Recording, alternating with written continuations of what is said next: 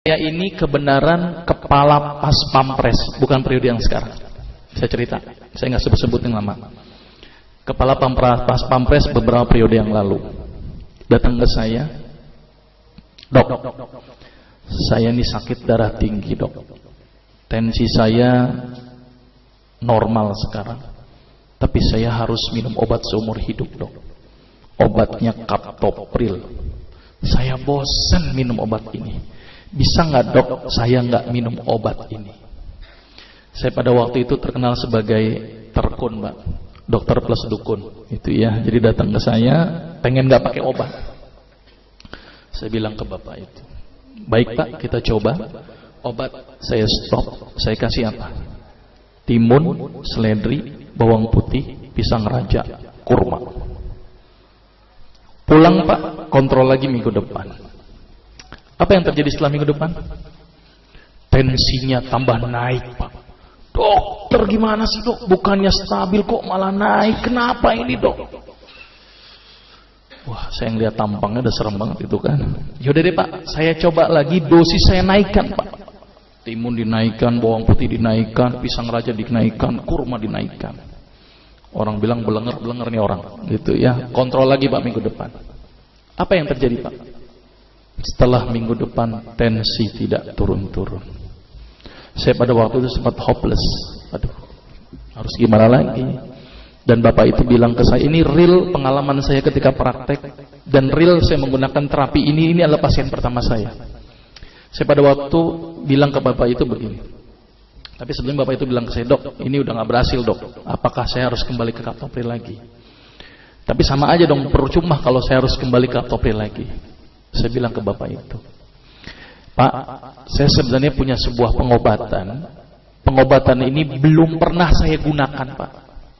Jadi kalau bapak mau pak, bapak adalah pasien pertama saya yang mau saya coba dengan terapi ini pak. Daripada bawa pulang gak bawa apa-apa, kalau bapak pun mau. Dia mikir, ya udah dok, daripada saya pulang gak bawa apa-apa, boleh deh saya coba. Ini luar biasa ini ya. Akhirnya saya bilang kepada bapak itu, baik pak, saya coba terapi ini.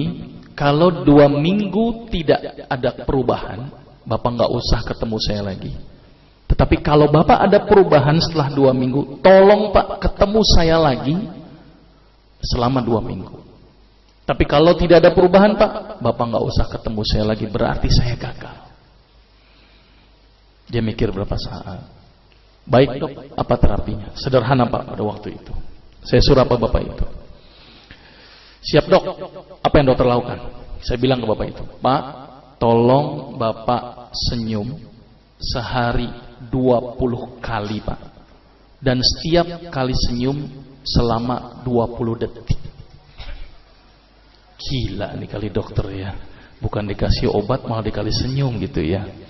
Sudah pak, jalankan saja. Kalau tidak sembuh nggak usah ketemu saya lagi. Tapi kalau sembuh tolong 2 minggu ketemu saya lagi.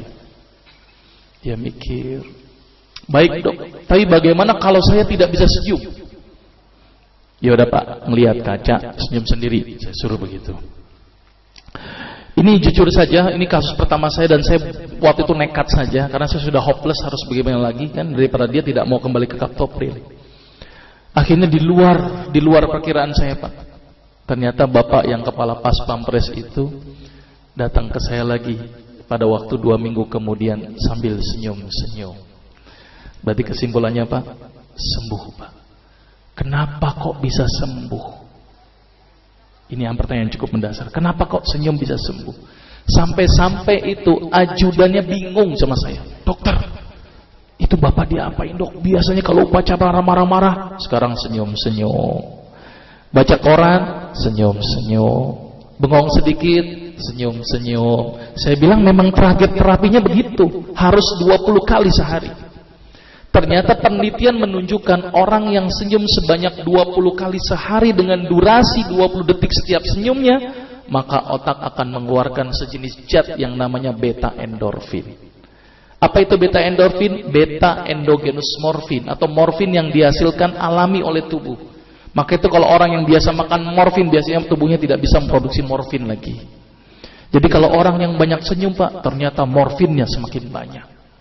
Dan ternyata fungsi beta endorfin itu adalah melebarkan pembuluh darah. Maka itu orang yang rajin senyum, itu adalah pembuluh darahnya lebar dan tercegah dari penyakit hipertensi. Tapi penelitian menunjukkan harus berapa kali tadi? 20 kali sehari. 19 kali aja nggak ngefek Pak. Gitu ya. Dan tidak boleh dirapel.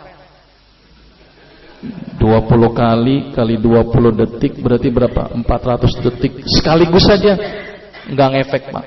Yang ada kering itu gigi, gitu ya.